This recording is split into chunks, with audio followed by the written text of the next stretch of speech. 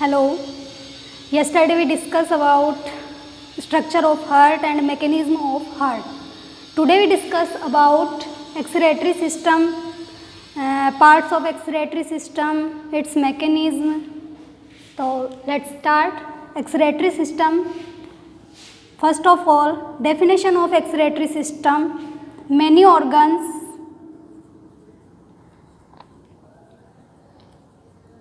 work together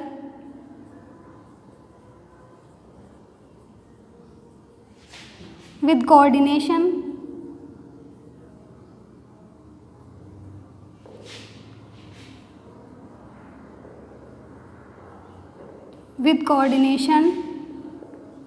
to excrete waste product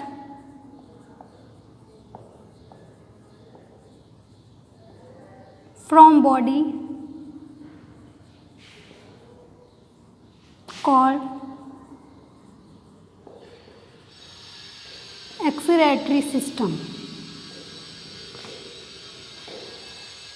Many organs work together with coordination to expel out waste products. Excrete word भी use में ले सकते हैं अपन, expelled out word use में ले सकते हैं. तो excrete waste product from body called excretory system. Next, based on normally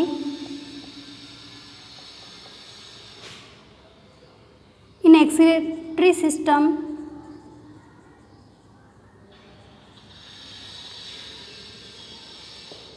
normally in excretory system nitrogenous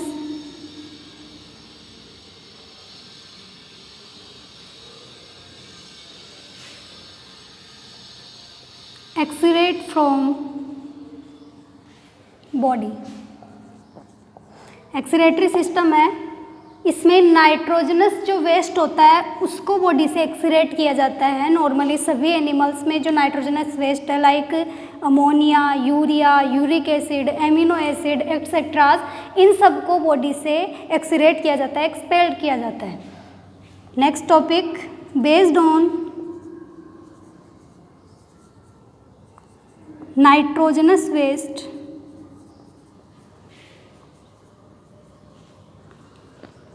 animals divided in 4 parts.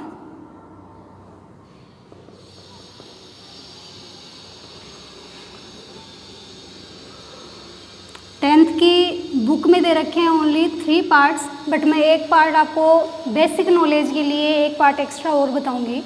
सबसे first ammonotelic, number second ammonotelic, number third ureotelic, and fourth uricotelic. There are 4 parts divided based on nitrogenous waste. Animals को 4 part में divide किया हुआ है. 10th में दे रखे हैं इसके 3 पार्ट, लेकिन 4 पार्ट आपको लिखने हैं. Aminotelic, ammonotelic, ureotelic and uricotelic.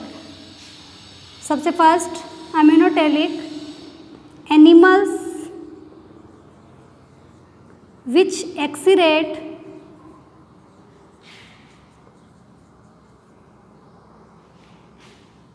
Amino acid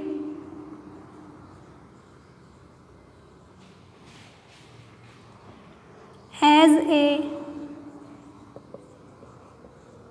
nitrogenous waste. वो एनिमल्स जो एमिनो एसिड को नाइट्रोजनस वेस्ट के रूप में एक्सीरेट करते हैं, these are called aminotelic. And example of aminotelic 9th class में पढ़ा था आपने, मोलस्का. तो मोलस्काज जो है वो कौन सी कैटेगरी में आते हैं आपके? एमिनोटेलिक में आते हैं. इनवर्टिब्रेट होते हैं ये.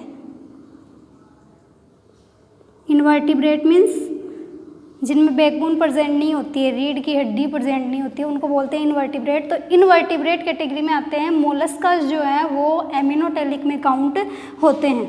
नेक्स्ट है ammonotelic. Definition of ammonotelic, animals which exudate ammonia as a main nitrogenous waste are called ammonotelic. जो अमोनिया को एक्सीरेट करते हैं नाइट्रोजनस वेस्ट के रूप में, उनको बोला जाता है ammonotelic. Example of ammonotelic is bony fish. एक चीज़ ध्यान रखना, अमोनोटेलिक जो होते हैं वो एक्सीरेशन करते हैं, उनको ज़्यादा पानी की ज़रूरत होती है, मोर वाटर है उसकी नीड होती है, तभी वो एक्सीरेशन कर पाते हैं। तो बोनी फिश है वो समुद्र में पाई जाती है, काफ़ी पानी रहता है, तो ये अमोनिया का एक्सीरेशन करते हैं। एम्फीबायंस, ये भी 9th में पढ़ा हुआ है आपके। एम्फीबायंस क्या होते हैं? जो फ्रॉग हैं, जो मतलब वाटर में भी रह सकते हैं और लैंड एरिया में भी रह सकते हैं, उनको एम्फीबायंस बोलते हैं। लाइक फ्रॉग वाटर में भी रह सकता है और आपके लैंड पर भी रह सकता है, तो एम्फीबायंस है वो भी इसी में काउंट होते हैं। And aquatic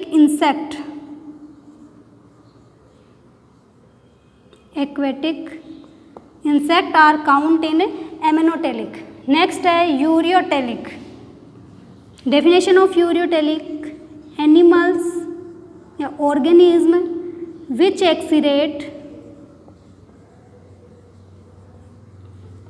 urea as main nitrogenous waste are called ureotelic. And example जो एक्सीरेट करते हैं, किसको एक्सीरेट करते हैं? यूरिया को, नंबर 2 में अमोनिया को, नंबर 1 में एमिनो एसिड को। ये 3 हो गए example of ureotelic. Human beings हैं वो इसी में काउंट होते हैं, तो human being example of ureotelic, जो यूरिया को नाइट्रोजनस वेस्ट के रूप में एक्सीरेट करते हैं। And last uricotelic, animals which exudate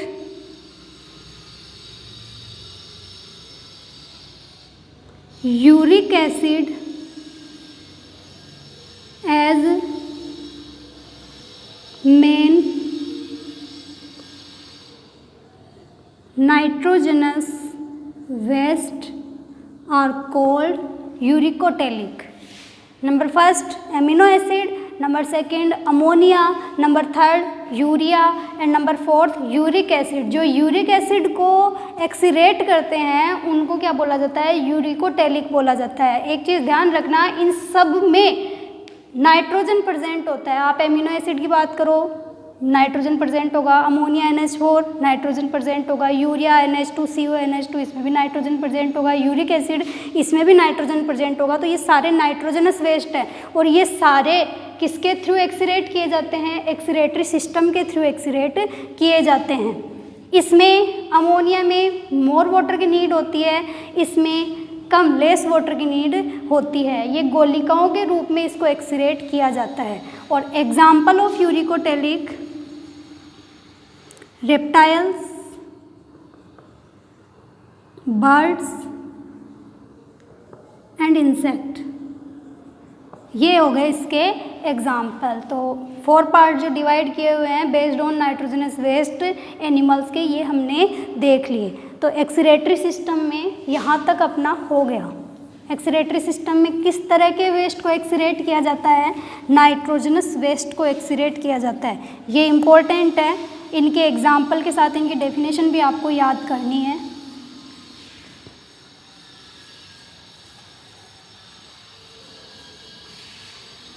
next चलते हैं अपन एक्सीरेटरी सिस्टम में आ जाते हैं। तो एक्सीरेटरी सिस्टम का टॉपिक है human excretory system.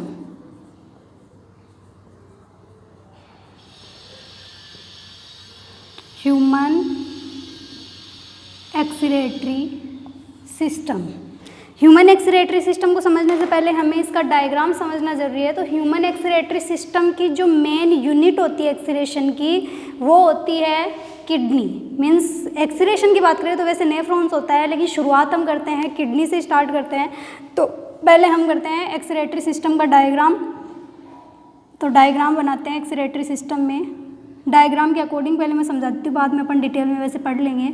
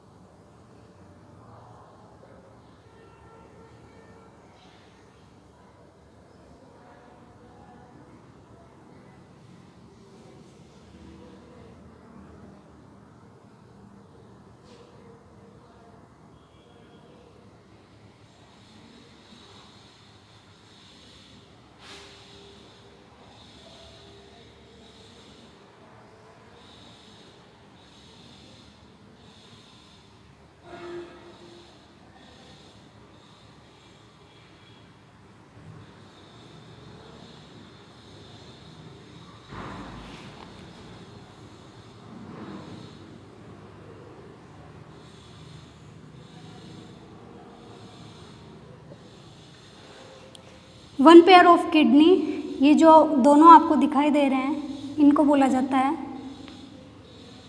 Kidney.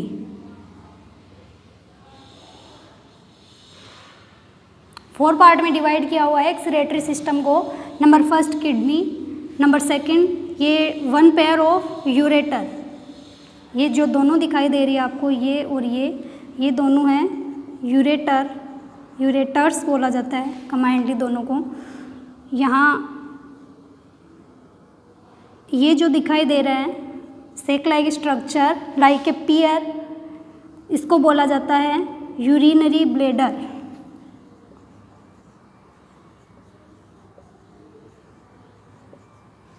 Last one, ये जो होल होता है ये भी एक ट्यूब ही होती है, ट्यूब लाइक स्ट्रक्चर होती है, इसको बोला जाता है urethra.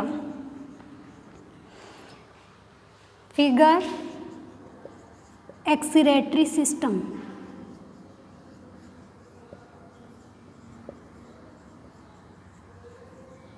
Excretory system divided in four parts, one pair of kidney, one pair of ureter, urinary bladder, it's shape like a pear and urethra. Next इसी से जुड़ा हुआ है, ये सारा आपको कंबाइंडली पढ़ना है ताकि आपको ज़्यादा अच्छे से समझ में आए। पहले ये पूरा बना दिया हमने, अब हम इसका डायग्राम देखेंगे।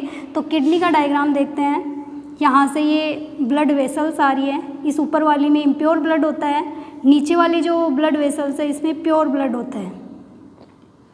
ये एंटर हो रही है आपकी किडनी के अंदर।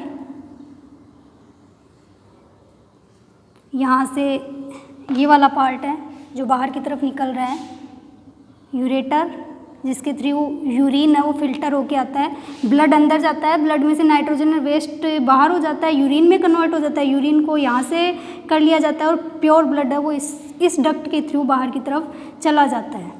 सबसे पहला ये जो उभरा हुआ भाग जहाँ पे ये दोनों जॉइंट है इसको बोला जाता है रेनाल हाइलम बोला जाता है, हाइलम। नेक्स्ट अपन बात करें तो आगे जाके ये डिवाइड होती है तो इस तरह की स्ट्रक्चर बनाती है अंदर की तरफ, अंदर किडनी के अंदर इस तरह की स्ट्रक्चर बनी हुई होती है और इन स्ट्रक्चर के अंदर नेफ्रॉन्स, मिलियंस ऑफ नेफ्रॉन्स, लाखों की संख्या में नेफ्रॉन्स प्रेजेंट होते हैं। एक्सक्रीशन की जो यूनिट होती है ना वो नेफ्रॉन्स होती है। इट मीन्स ब्लड को फिल्टर करने का काम किसका होता है, नेफ्रॉन्स का होता है, जो किडनी के अंदर प्रेजेंट होते हैं।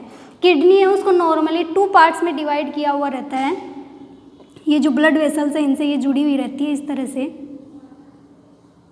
पूरे में ये ब्लड वेसल्स है इस तरह से फैली हुई रहती हैं, ये इस तरह के भाग बने हुए रहते हैं। तो ये जो बाहर का जो भाग दिखाई दे रहा है इसको बोला जाता है कॉर्टेक्स, इट्स कॉल्ड कॉर्टेक्स। और जो ये मिडिल का पार्ट दिखाई दे रहा है इसको बोला जाता है मेड्यूला।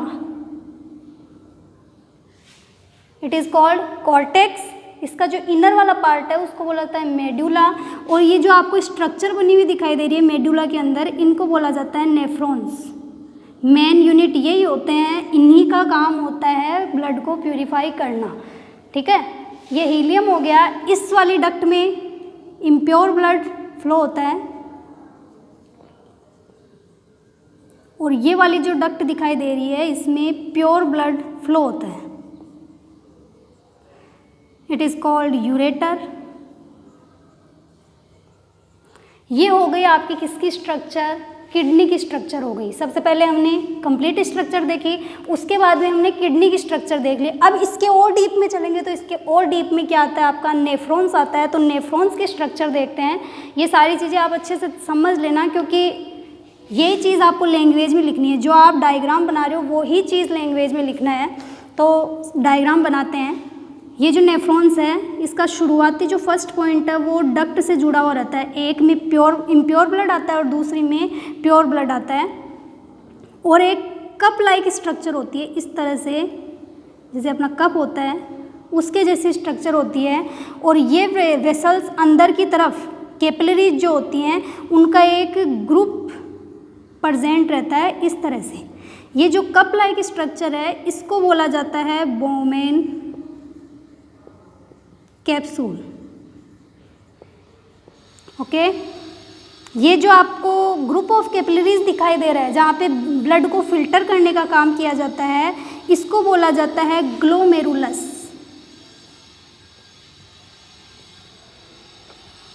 यहाँ से आगे की तरफ जाते हैं तो ये डक्ट कंजेस्टेड होती है काफ़ी, इस तरह से बनी हुई रहती है। इस डक्ट को बोला जाता है प्रॉक्सिमल ट्यूबल। नीचे जाके जैसे आपकी हेयर पिन होती है उस शेप में ये कन्वर्ट हो जाती है डक्ट, काफ़ी कंजेस्टेड। इसको बोला जाता है loop of Henley. Loop of Henley. यहाँ पे आके वापस से ये इस तरह से हो जाएगी, again congested. It is called distal tubule. Proximal का होता है समीपस्थ, मतलब जो पास में प्रेजेंट है उसको तो बोलेंगे प्रॉक्सिमल ट्यूबल। ट्यूबल का मतलब डक्ट, नली। और डिस्टल मतलब दूर, जो दूर स्थित है उसको बोलेंगे डिस्टल ट्यूबल या नली इसको बोलेंगे। आगे जाके यूरिनरी डक्ट होती है, इससे ये एडेड रहती है। तो इसके थ्रू ब्लड को तो भेज दिया जाता है वेसल्स में और बॉडी में भेज दिया जाता है। यहाँ से यूरिन को कलेक्ट कर लिया जाता है, इसको बोलते हैं collecting duct. And last point, ये जो आपको दिखाई दे रही है इस पार्ट को बोला जाता है डिसेंडिंग डक्ट और इस पार्ट को बोला जाता है असेंडिंग डक्ट। ये तीनों डायग्राम कंप्लीट हो चुके हैं, अच्छे से समझ लेना। सबसे पहले ये जो डायग्राम है ये है एक्सीरेटरी सिस्टम का। जब एग्जाम में पूछा जाए एक्सीरेटरी सिस्टम को डिनोट करो तो आपको ये डायग्राम बनाना है। डीपली पूछे कि एक्सीरेशन सिस्टम को आपको बताना है तो एक्सीरेशन सिस्टम के बारे में पहले आपको एक्सीरेटरी सिस्टम का बनाना है, उसके बाद में किडनी को एक्सप्लेन करना है, किडनी के बाद में नेफ्रॉन्स को एक्सप्लेन करना है। पहले आप डायग्राम समझ लो। किडनी के अंदर कॉर्टेक्स होता है, मेडुला होता है, नेफ्रॉन्स होते हैं, हाइलम होता है। ये इतना कंपलसरी नहीं है, ये सिर्फ डायग्राम में बनाया हुआ है। और इसके मेन नाम होते हैं Bowman's capsule, glomerulus and collecting duct, proximal tubule, distal tubule, descending and ascending and loop of Henle. बाकी इनके बारे में अपन डिटेल में नेक्स्ट वीडियो में पढ़ेंगे। Thank you.